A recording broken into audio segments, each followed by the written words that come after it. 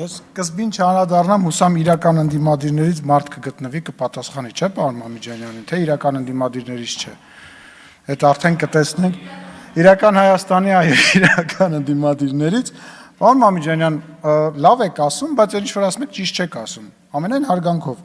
Սահմանազատման հանձնաժողով գոյություն ունի, որը որ դուք բոլորով իրական եւ ոչ իրական ընդդիմություններով ասում եք, որ Ադրբեջանը չի ստորագրելու, բայց այդ սահմանների ով է առաջ, ով է հետ խնդիրը դրված է այնտեղ եւ այդ խնդրով զբաղվում է կոնկրետ հանձնաժողովը։ Դրա համար պայմանագրի մեջ դա ամրագրված չէ, ինչպես նաեւ ամրագրված չէ օրինակ Ադրբեջանի համար, թե մեր զորքերը եթե ինչ որտեղ մի մետր կամ մի կիլոմետր առաջ են, իրանք հետ քաշվելու են, թե չեն քաշվել, այսինքն այդ մեկ անցանք առաջ։ Գերիների հետ կապված հարգելիներս, պատերազմից հետո մենք ունեցել ենք 153 գերեվարված անձ։ Այսօր մենք ունենք 23 գերեվարված անձ եւ որոնցից 12-ը ռազմաքաղաքական ղեկավարներն են, որոնք գերեվարվել են 20 թվականի պատերազմից հետո եւ այդ աշխատանքը շարունակվում է եւ դրա մասին ասվել է եւ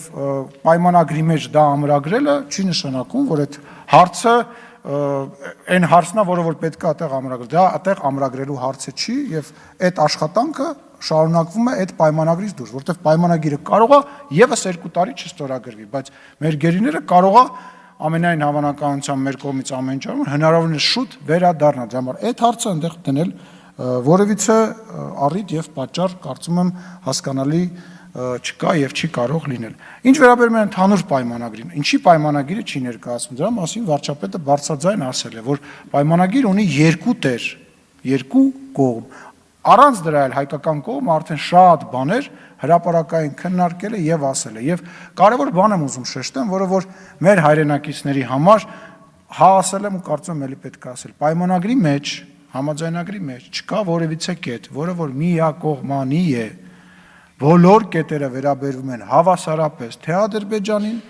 թե Հայաստանի Հանրապետությանը։ Եվ եթե դուք կարող եք ասել, որ դա Հայաստանի համար